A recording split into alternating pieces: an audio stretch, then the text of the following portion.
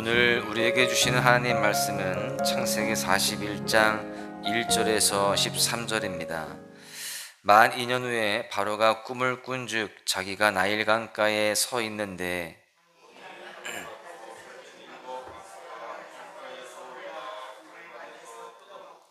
그 뒤에 또 흉하고 파리한 다른 7 암소가 나일 강가에서 올라와 그 소와 함께 나일 강가에 서 있더니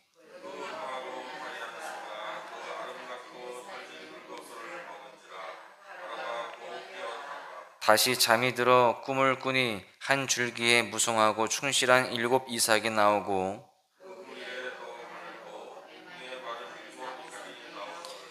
그 가는 7 이삭이 무성하고 충실한 7 이삭을 삼킨지라 바로가 깬즉 꿈이라.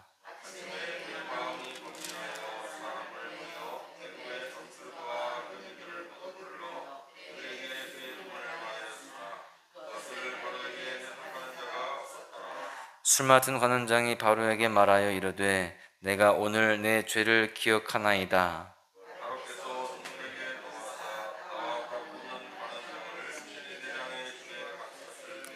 나와 그가 하룻밤에 꿈을 꾼즉 각기 뜻이 있는 꿈이라.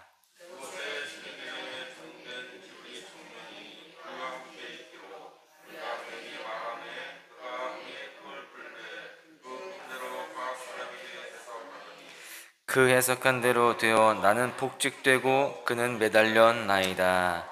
아멘. 오늘 본문은요, 만 2년 후에 라는 글로 시작이 됩니다. 시간적으로 2년이 훌쩍 지나갔다라는 것이죠. 그렇다면 2년 전에는 어떤 일이 있었습니까? 바로 앞절인 40장 23절에 보시면 이렇게 기록되어 있어요. 술 맡은 관원장이 요셉을 기억하지 못하고 그를 잊었더라. 요셉이 애굽의 친위대장 보디발 장군의 집에서 가정 총무로 성실하게 살았습니다. 그런데 보디발 장군의 아내가 그를 유혹하게 되고 또 이 신실했던 청년 요셉은 하나님 앞에서 범죄할 수 없었기에 그 유혹을 떨쳐냅니다. 그래서 이 보디발 장군의 아내는 요셉에게 누명을 씌웁니다. 그래서 결국에 애굽의 정치범을 가두는 감옥에 갇히게 되죠. 너무나 억울하고 답답한 상황일 수밖에 없습니다.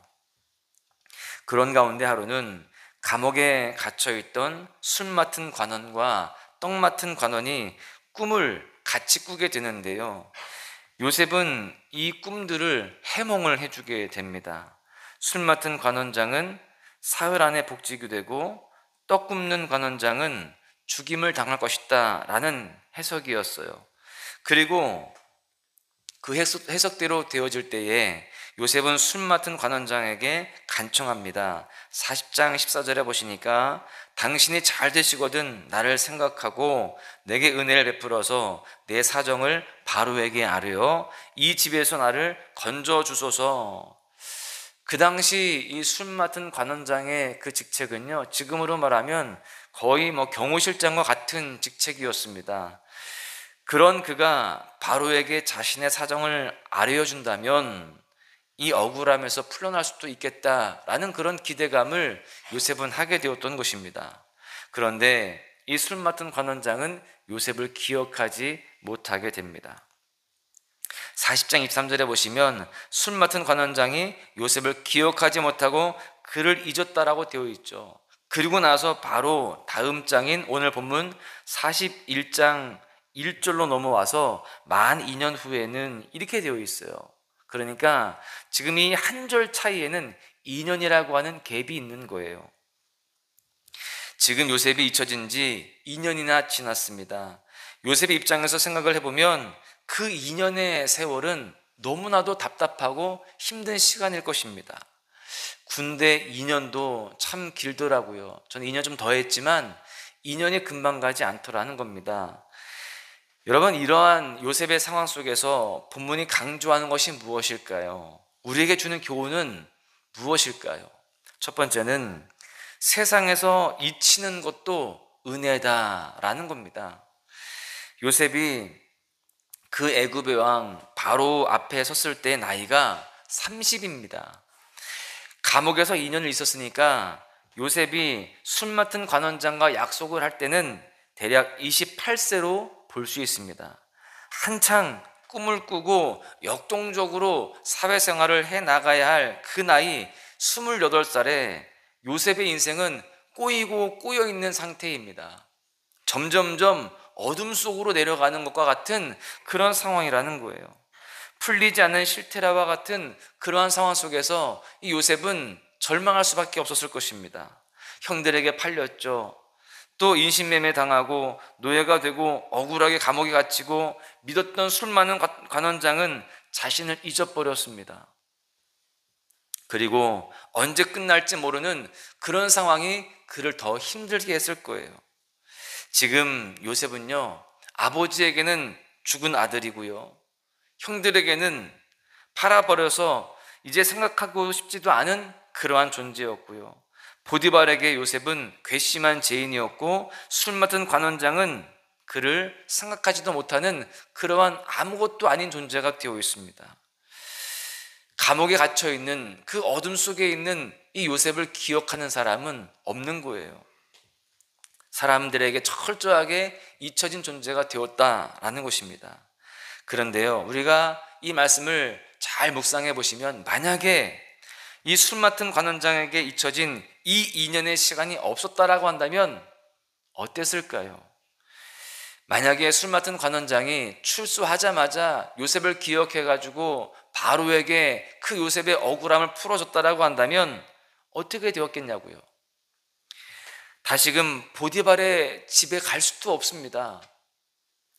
사실 히브리 노예가, 또 죄수였던 이 노예가 애굽 땅에서 안전하게 살아갈 방법은 없습니다. 다시금 아버지가 있는 집으로 가기도 힘든 상황이에요. 그 먼 길을 어떻게 갈 수 있겠습니까? 돈도 한 푼 없는데. 만약에 잊혀지지 않았다라고 한다면 요셉의 인생에서 가장 잘된 일은 무죄의 방면입니다. 그냥 죄를 사함받고 그렇게 감옥에서 나오는 것, 그게 전부입니다. 그 이상 그 이하도 아니라는 거예요. 그런데 요셉을 향한 하나님의 계획은 그 정도가 아니었습니다. 놀라운 계획을 가지고 계셨습니다. 하나님은 그렇게 그 놀라운 계획들을 또 더 크고 또 좋은 것들을 그 요셉에게 주시기 위해서 그때까지 요셉을 지키신 거예요. 무슨 말이냐? 지금 그 상황 속에서 요셉에게 가장 안전한 곳은 감옥이었다는 거예요.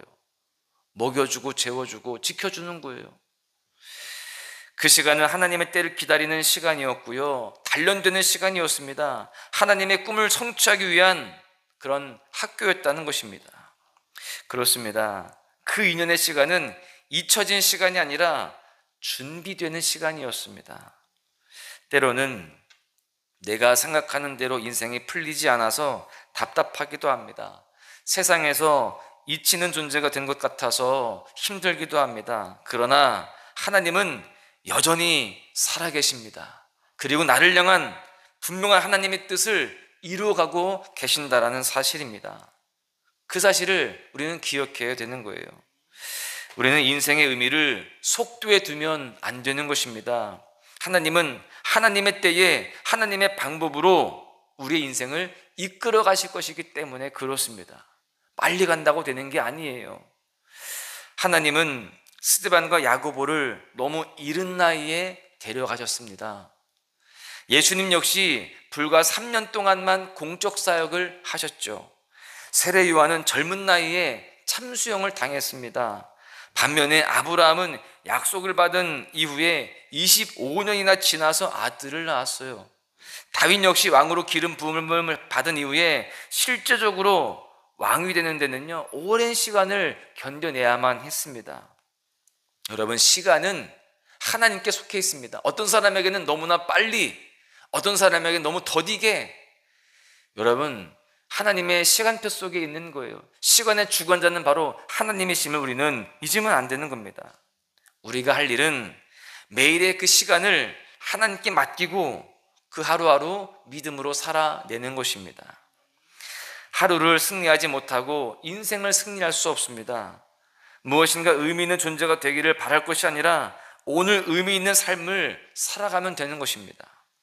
요셉을 향한 하나님의 계획은 무주의 방면 정도가 아니었어요. 더 크고 놀라운 일들을 계획하고 계셨습니다. 하나님이 우리의 인생에도 함께하고 계심을 분명히 믿어야 할 줄로 믿습니다. 시편은 요셉의 이 상황을 다음처럼 말합니다. 105편 17절에서 19절을 보십시오. 그가 한 사람을 앞서 보내셨으며 요셉이 종으로 팔렸도다. 그의 발은 착고를 차고 그의 몸은 쇠사슬에 매였으니 곧 여호와의 말씀이 응할 때까지라. 그의 말씀이 그를 단련하였도다. 지금 요셉은요, 애굽에서 종으로 11년, 감옥에서 2년, 총 13년 동안 잊혀진 인생을 산 것 같지만 사실은 훈련되고 준비되는 시간이었다라고 그렇게 말씀하고 있는 것입니다. 여러분, 세상에서 잊혀지는 것도 은혜입니다. 하나님은 그 시간을 통해서 우리를 단련하시기 때문에 그렇습니다. 우리는 하나님께만 기억되면 되는 거예요. 그래서 오늘 두 번째 주시는 교훈은 이겁니다. 하나님은 절대로 잊지 않으신다는 거예요. 세상에서 잊혀지는 것에 대해서 섭섭해하고 아쉬워하고 절망할 필요가 없습니다. 하나님만이 우리를 기억하신다라고 한다면 우리는 가장 큰 소망을 붙들고 있는 것이 되는 겁니다. 우리 인생을 가장 의미 있게 만들고 어떤 좌절과 아픔도 이기게 하는 힘은 하나님은 나를 절대 잊지 않고 계신다라는 사실입니다. 하나님은 지금도 우리를 인자한 눈으로 바라보고 계세요. 새벽제단을 쌓으면서 말씀으로 주 앞에 나아가는 우리를 주목하고 계신다라는 사실입니다. 우리는 하나님께 잊힌 존재가 아니라 각인된 존재입니다.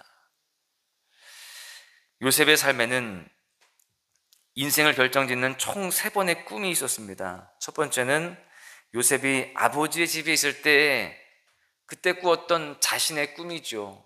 두 번째 꿈은 감옥에 있을 때 술 맡은 관원장과 떡 맡은 관원장이 꾼 꿈이고요. 세 번째 꿈은 바로 이 애굽 왕 바로가 꾼 꿈입니다.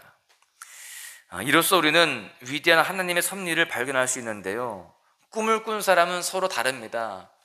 요셉이 꾸기도 하고 또 관원장들이 꾸기도 하고 또 바로가 꾸기도 했습니다. 그런데 사람들은 다 다르지만 서로 그 꿈들이 연결되는 겁니다.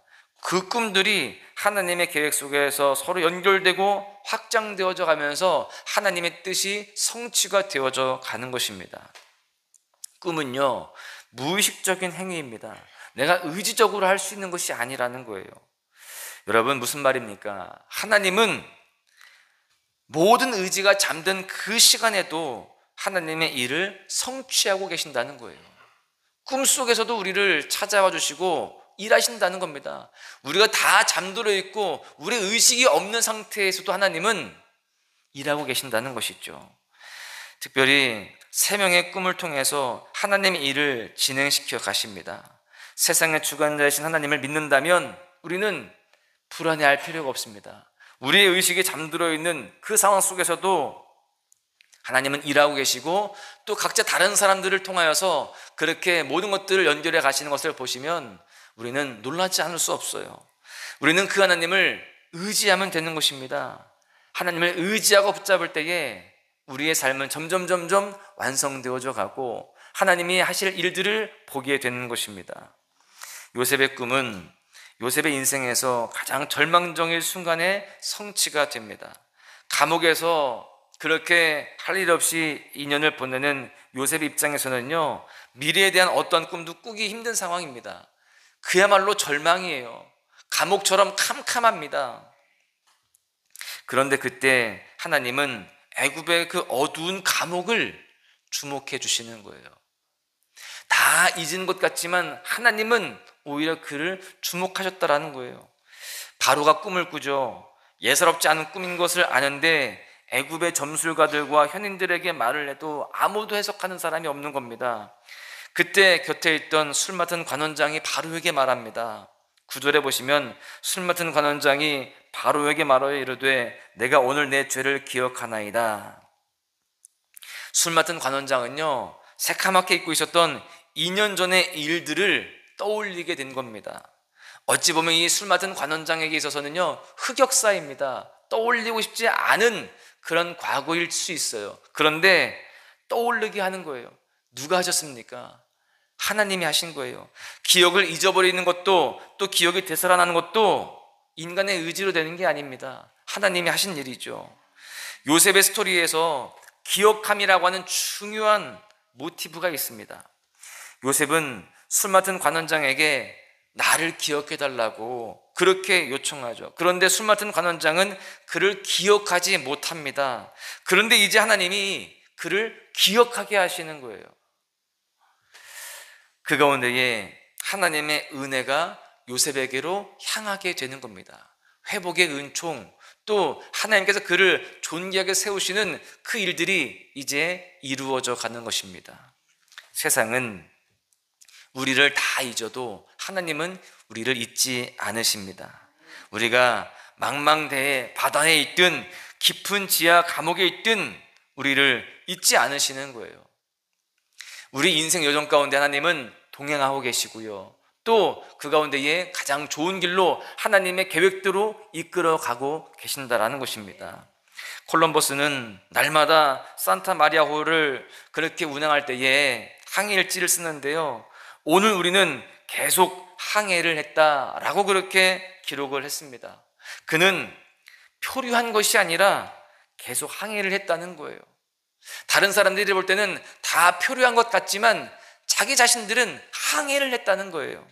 우리 인생도 마찬가지입니다. 우리 인생이 그 캄캄함 속에서 누군가에게 다 잊혀지고 표류한 것 같아 보일지라도 하나님께서 기억하시는 것인 줄로 믿습니다. 그리고 역사하여 주시고요, 인생의 항해를 그렇게 해주고 계시는 겁니다. 때때로 그것이 순항이 아닐지라도 하나님은 우리 인생을 그렇게 이끌어가고 계시는 겁니다. 예레미야 29장 11절에 보십시오. 여호와의 말씀이니라. 너희를 향한 나의 생각을 내가 아나니 평안이요 재앙이 아니니라.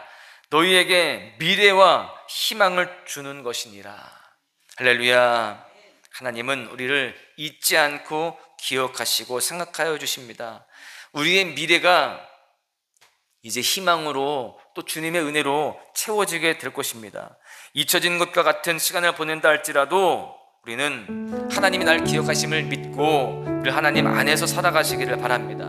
심지어 우리가 잠자는 시간, 우리가 의식이 없는 그런 상황 속에서도 일하시는 그 하나님을 신뢰하시면서, 그 하나님을 의지하시면서 하루하루 승리하시기를 주님의 이름으로 간절히 축원합니다. 은혜 아니면 살아갈 수가 없네. 호흡마저도 다 주의 것이니 세상 평안과 위로 내게 없어도 예수, 오직 예수뿐이네. 은혜 아니면 살아갈 수가 없네. 호흡마저도 다 주의 것이니 세상 평안과 위로 내게 없어도 예수, 오직 예수뿐이네. 크신 계획 다 볼 수도 없고 작은 고난에 지쳐도 주께 묶인 나의 모든 삶 버티고 견디게 하시네. 은혜 아니면 살아갈 수가 없네. 나의 모든 것 다 주께 맡기니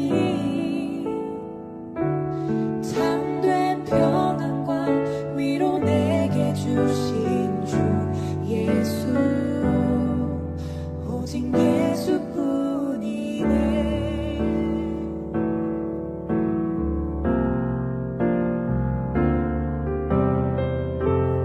은혜 아니면 살아갈 수가 없네. 호흡마저도 다 주의 것이니 세상 평안과 위로 내게 없어도 예수 오직 예수뿐이네. 크신 계획 다 볼 수도 없고 작은 건 안에 지쳐도 주께 묻기 나의 모든 삶 버티고 견디게 하시네. 크신 계획 다 볼 수도 없고 작은 건 안에 지쳐도 주께 묻기 나의 모든 삶 버티고 견디게 하시네. 은혜 아니면 살아갈 수가 없네. 나의 모든 것 다 주께 맡기니 참된 평안과 위로 내게 주신 주 예수 오직 예수뿐이네.